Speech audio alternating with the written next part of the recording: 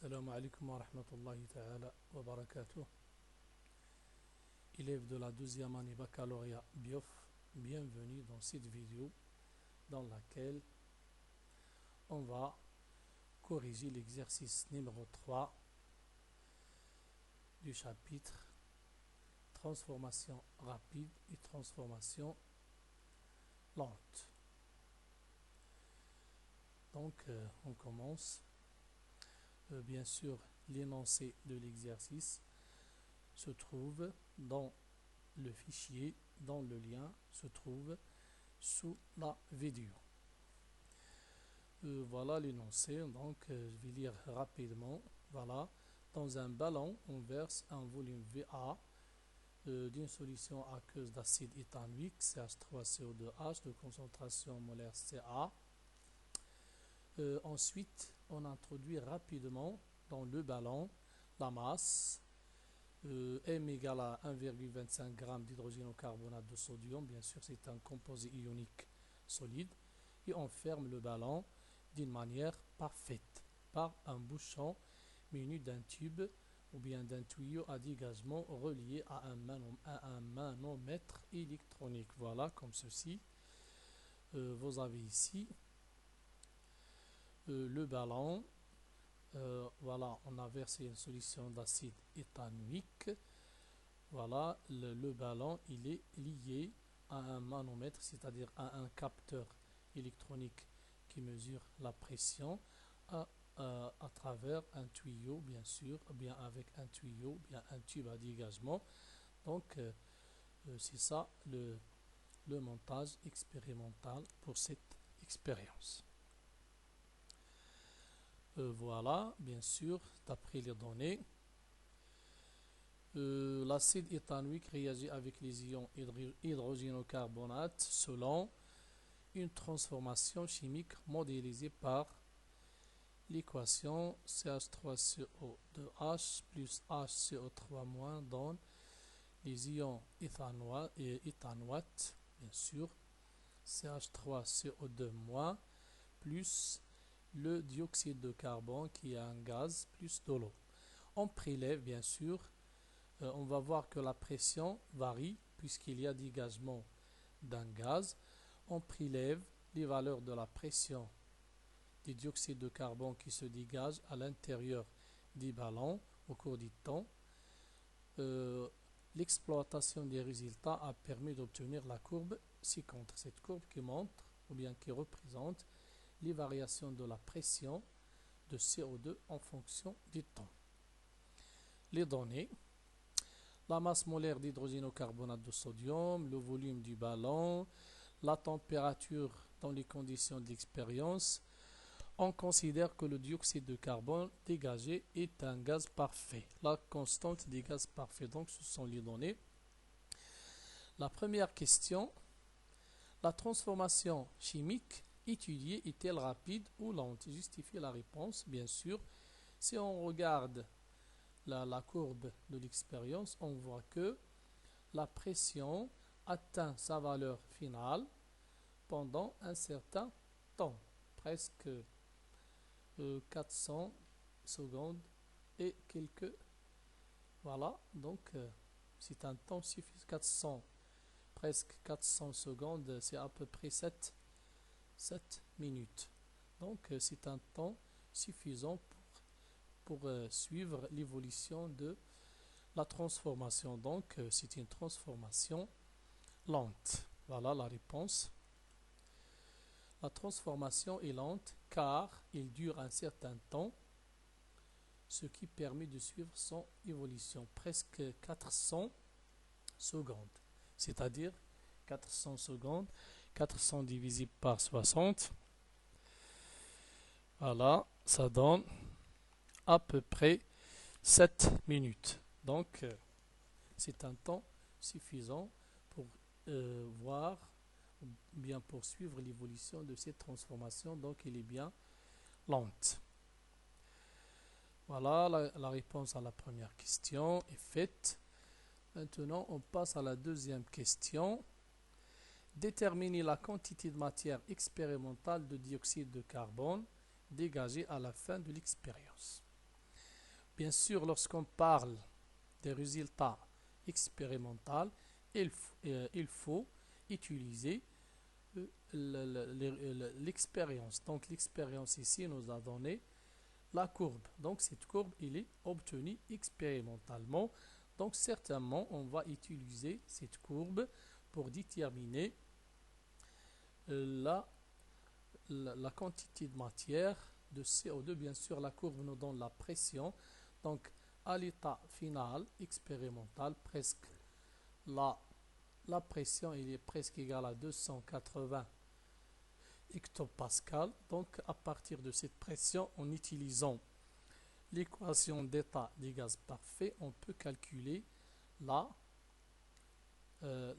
quantité de matière. De toute façon, ce qu'il faut retenir, la quantité de matière expérimentale donc doit être déterminée à partir de résultats expérimentaux. Ici, c'est la courbe.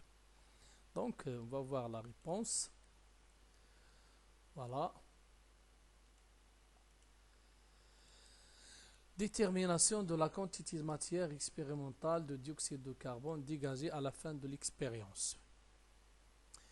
La quantité de matière expérimentale de CO2, c'est la quantité de matière de CO2 obtenue effectivement, c'est-à-dire réellement par l'expérience. C'est ce qu'on obtient vraiment, réellement, effectivement, bien par l'expérience.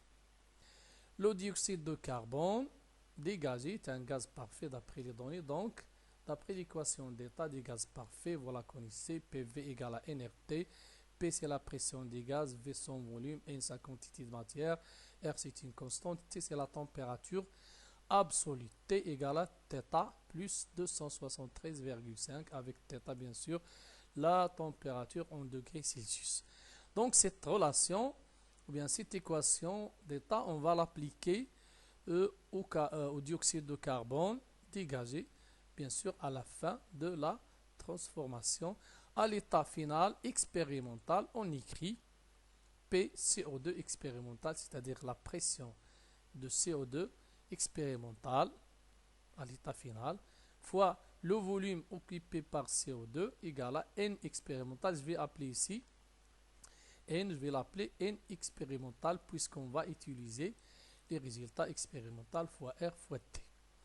D'après la courbe, la pression à l'état final est PCO2 expérimental égale presque 280 hectopascal. Donc, d'après cette relation, la quantité de matière expérimentale N expérimentale sera égale PCO2 VCO2 divisé par RT. Donc, application numérique. Bien sûr, le volume ici, le volume, normalement, le volume occupé par le gaz sera égal au volume du ballon moins le volume occupé par la solution de l'acide éthanoïque. Mais si vous voyez les données, le volume de la solution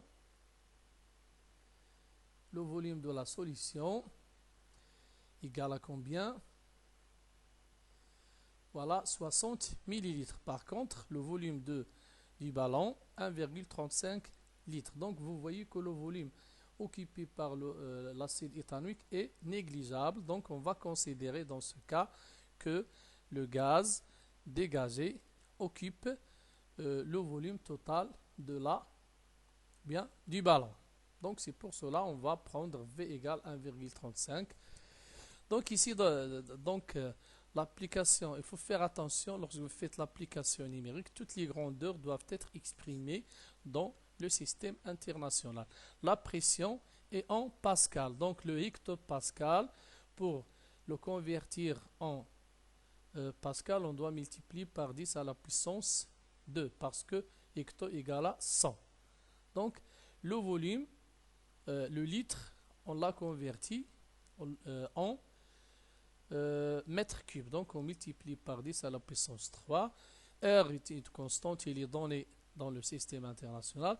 La température absolue, c'est la température en degrés Celsius, il est donné plus 273 ou bien 273,5. Donc, on obtient 1,5 10 à la puissance moins 2 mol. Donc, c'est ça la quantité de matière de CO2 dégagée réellement dans cette expérience. Donc, maintenant, on va passer à la question numéro 3.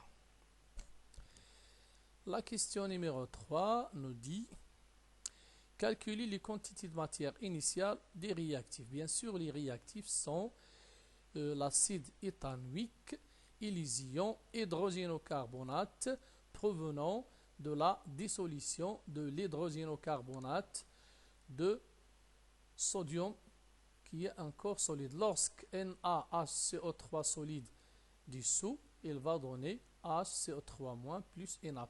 Donc, un mol d'hydrogénocarbonate de sodium va donner un mol de HCO3- qui va réagir avec l'acide éthanoïque. C'est pour cela la quantité de matière initiale des ions H3O- elle est la même que la quantité de matière initiale d'hydrogénocarbonate de sodium. Donc, calcul des quantités de matière initiale. Voilà. La quantité de matière initiale de l'acide éthanoïque, nous avons sa concentration et son volume. Donc, la concentration, c'est C fois V. Donc, on trouve ici 6 10 à la puissance moins 2 mol. Par contre, les ions hydrogénocarbonate, initialement, ils proviennent comme le coefficient ici, vous avez, si on décompose, on aura Na+, plus HCO-. Donc, vous avez un mol ici un mol. Donc, la quantité de matière initiale des ions HCO3- est la même que le composé initial. Donc, c'est M sur M molaire. Attention, le M molaire, c'est pas de HCO3- mais du composé initial, NaHCO3. Donc, on trouve ici à peu près 1,5 10 à la puissance moins 2. Voilà. Maintenant, on passe à la question 4. La question 4. Dresser le tableau descriptif de la réaction et déterminer la valeur de l'avancement maximal. Donc, on va appliquer la méthode générale pour déterminer le réactif limitant et Xmax. Voilà. Voilà. Donc, pour simplifier, on va noter N initial d'acide éthanoïque égale à N1 et la quantité de matière initiale des ions hydrogénocarbonate N2. Pour simplifier l'écriture, donc nous avons N1, N2. Ici vous avez 1, 1, donc on aura N1 moins X, N2 moins X. Ici vous avez 1, 1, donc XX. Même chose pour l'état final. Bien sûr, ici, la solution est aqueuse, donc l'eau est en excès. Donc maintenant, on va supposer que l'acide éthanoïque est un réactif et le réactif limitant, donc sa quantité de matière finale égale à 0, c'est-à-dire N1 moins Xmax égale à 0. Donc, on aura Xmax égale à N1. N1, il est déjà calculé dans la question 3, c'est N initial de l'acide éthanoïque. Même chose, on suppose que les ions hydrogénocarbonate est limitant, donc sa quantité de matière finale égale à 0, ça veut dire N2 moins Xmax égale à 0, on obtient Xmax égale à N2 égale à 1,5 10 moins 2. Donc nous avons ici deux valeurs différentes du Xmax. Donc Xmax égale à N1 ou Xmax égale à N2. Ce n'est pas comme l'équivalence lors d'un dosage, on aura Xmax égale à la fois N1 et N2. Mais ici, ce n'est pas un dosage, donc Xmax égale à N1 ou Xmax égale à N2. Donc, bien sûr, on va prendre la valeur la plus petite, comme vous voyez ici. N2 est inférieur à N1. Donc, le réactif limitant correspond à la plus petite valeur. Donc, HCO3-, c'est le réactif limitant. Et la valeur de l'avancement maximal, c'est N2, c'est-à-dire 1,49 ou bien 1,5 10 à la puissance moins 2. Voilà la réponse à la question 4. Maintenant, la question 5. La question 5. Voilà. En déduire la quantité de matière théorique de dioxyde de carbone dégagée à l'état final. Bien sûr, théorique ici veut dire utiliser des calculs théoriques. Donc, bien sûr, on va utiliser.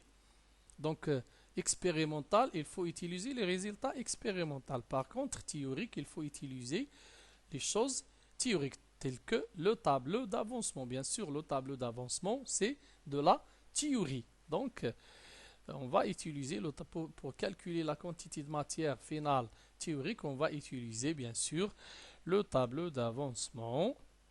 Voilà. Donc, la réponse à la question 5. Voilà. Donc, détermination de la quantité de matière théorique de dioxyde de carbone dégagée. Donc, théorique, donc on va utiliser le tableau d'avancement. La quantité de matière théorique de CO2, c'est la quantité de matière qui serait obtenue, c'est la réaction T totale. Parce que dans un tableau descriptif, lorsqu'on veut déterminer le réactif limitant ou bien la valeur de Xmax, on suppose toujours que le réactif limitant se consomme ou bien il est entièrement consommé à l'état final. Donc, la quantité de matière théorique, c'est la quantité de matière qui serait obtenue, c'est la réaction T totale. On va voir dans les cours qui viennent qu'il y a des types de réactions qui sont non totales. On dit que ce sont des réactions limitées. Donc une réaction totale, on suppose bien sûr une réaction totale, ça veut dire que le réactif limitant réagit complètement. Donc je vais recommencer ce point. La quantité de matière théorique de CO2, c'est la quantité de matière qui serait obtenue si la réaction était totale. C'est-à-dire si le réactif limitant réagit complètement. Donc, on va utiliser ici, on va utiliser le tableau descriptif à l'état final. Bien sûr, si on regarde le tableau descriptif à l'état final, bien sûr, vous voyez que la quantité de matière de CO2 formée, c'est Xmax. Donc, c'est ça la quantité de matière théorique de CO2. La quantité de matière théorique de CO2, c'est Xmax. Donc, voilà. La quantité de matière théorique de dioxyde de carbone dégagé c'est la quantité de matière à l'état final de CO2. Donc on la note N théorique égale à N final CO2, il est égal à X max. Donc égal à X max. X max déjà c'est 1,49 10 à la puissance moins 2. C'est à peu près 1,5 10 à la puissance moins 2. Donc ici N théorique c'est N final obtenu par à partir du tableau descriptif. Donc N final ici égale à X max d'après ce que nous avons vu dans le tableau descriptif. Donc c'est ça la quantité de matière à l'état final, mais théoriquement. Théoriquement, c'est ça, 1,49 10-2. Voilà la question 6. Comparer le résultat théorique avec le résultat expérimental et conclure. Voilà. Expérimentalement, nous avons trouvé, voilà comparaison des résultats. D'après les questions 2, dans la question 2, on a trouvé que n expérimental égale à 1,5 10 à la puissance moins 2. Dans la question 5, on a trouvé que n théorique égale à 1,5, à peu près la même chose. 1,49 et 1,5, c'est à peu près le même résultat. Donc, on peut dire que n théorique à peu près égale à n expérimental. Ça veut dire que l'état final ici, l'état final théorique est confondu avec l'état final expérimental. Ça veut dire qu'on peut conclure que la réaction chimique est totale. La réaction, si par exemple n théorique est différente de n expérimental, la réaction ne sera pas total. Donc ici, n théorique égale à n expérimental, ça veut dire que l'état final théorique et l'état final effectif, réel, expérimental sont confondus. Donc maintenant, on est sûr, c'est ça la conclusion, la réaction chimique est totale. La réaction chimique est totale. Maintenant, la question numéro 7. Quelle serait l'allure de la courbe si l'expérience avait été réalisée avec de l'acide éthanoïque de concentration C'A? Ici, nous avons utilisé une concentration 1 mol par litre. Par exemple, si la réaction était faite avec une concentration Ca' égale à 2 mol, vous voyez que la concentration initiale de l'un des réactifs augmente. Donc, bien sûr, la vitesse de la réaction va augmenter. Donc, ça veut dire le temps pour atteindre ou bien pour arriver à l'état final va baisser. Voilà. Et la courbe, dans ce cas, va se trouver sur la courbe de l'expérience précédente. Voilà la réponse. Si l'expérience est réalisée en utilisant... Attendez, excusez-moi. Si l'expérience est réalisée en utilisant une solution aqueuse d'acide éthanoïque de concentration C'A égale à 2 mol par litre, la vitesse de la réaction augmentera car la concentration initiale de l'un des réactifs a augmenté. Par conséquent, la courbe de la deuxième expérience, qui correspond à la plus grande concentration, sera au-dessus de la courbe de la première expérience, comme la montre bien la figure, comme le montre, je pense ici, c'est pas comme le montre. La réponse à la question 7. Si l'expérience est réalisée en utilisant une solution aqueuse d'acide éthanoïque de concentration plus grande, la vitesse de la réaction augmentera car la concentration initiale de l'un des réactifs a augmenté. Par conséquent, la courbe de la deuxième expérience sera au-dessus de la courbe de la première expérience, comme le montre la figure ci-dessous. Voilà. Bien sûr, C'A est supérieur à Ca. Donc, la vitesse de la réaction de l'expérience 2 est supérieure à la vitesse de la réaction dans l'expérience 1. Pourquoi? Parce que vitesse supérieure, ça veut dire le temps pour atteindre l'état final va baisser. Regardez bien ici, pour la courbe rouge, voilà, presque vous avez ici une gradation et demie. On n'a pas précisé le temps ici, donc vous avez pour atteindre l'état final pour la courbe rouge, hein, voilà, 1,5 division, voilà. Hein. Par contre, pour la courbe en bleu, c'est-à-dire de l'expérience 2, pour atteindre l'état final, il faut 1, 2, 3 divisions. Bien sûr, le temps de l'expérience, le temps mais par bien la durée pour arriver à l'état final de l'expérience 2 est petit par rapport à la durée pour atteindre l'état final de l'expérience 2. C'est pour cela la courbe qui correspond à la vitesse la plus grande se trouve au-dessous ou bien au-dessus de la courbe qui a la vitesse la plus faible. Nous allons nous arrêter ici. C'est fini pour la solution de cet exercice. Je vous remercie et à bientôt.